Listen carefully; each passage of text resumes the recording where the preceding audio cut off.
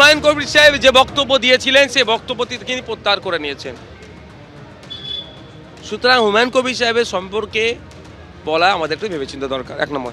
দ্বিতীয় কথা, মিম পার্টির সাথে আমি জোটে যাবো কি যাবো না সেটা ভবিষ্যৎ কথা বলবে।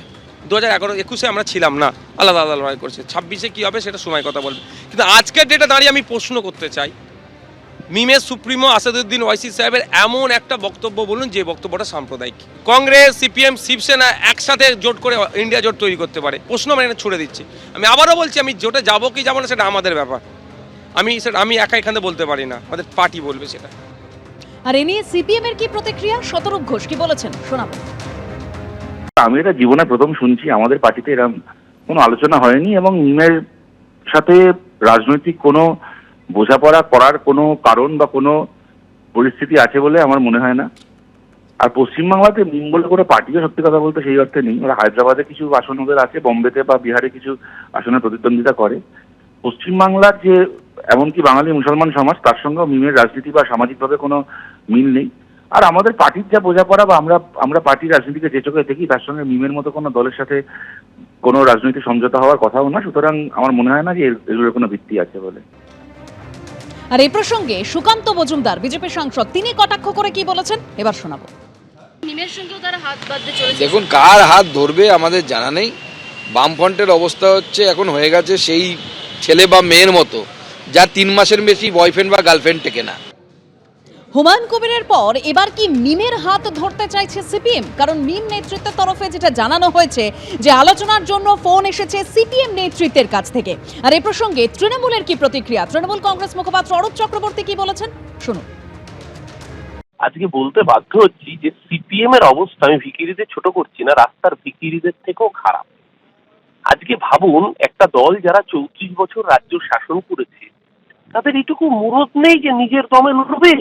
সকলের কাছে ভিক্ষের দৌড় নিয়ে যেতে হচ্ছে, আমায় একটু জায়গা দাও, মায়ের মন্দিরে বসি।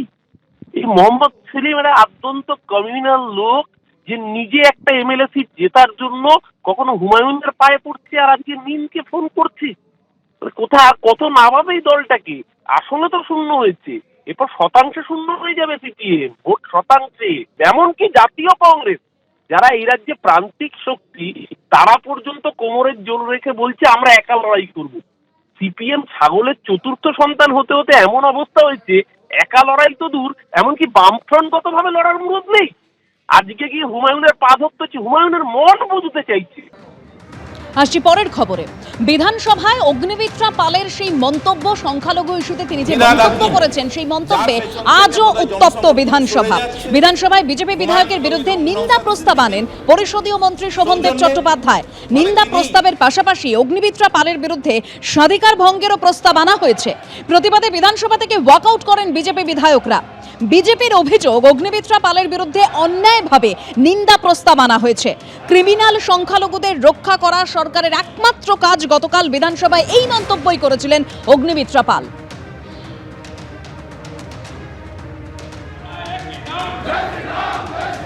কথা নিয়েই এসেছিলাম, যা সারাদিনই আমরা বিতর্কে অংশগ্রহণ করব। তালিকা সবই পাঠিয়ে দেওয়া হয়েছে। তা সত্ত্বেও কালকে কোনো রকম অ্যাডভান্স শব্দও ছিল না।